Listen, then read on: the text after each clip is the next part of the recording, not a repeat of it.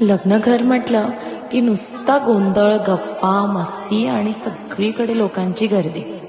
मराठी लग्न परंपरेमध्ये सुवासिनी जेवण किंवा सुवासिनींना मान देण्याची प्रथा अत्यंत पवित्र आणि महत्वाची मानली जाते.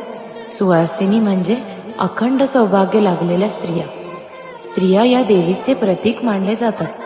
जशी दुर्गेची 9 रूपे आहेत, त्याचप्रमाणे स्त्रियांमध्ये विविध देवतांचा वास आहे. त्यांच्या उपस्थितीला शुभत्व, समृद्धी आणि मंगलतेचे प्रतीक मानले जाते.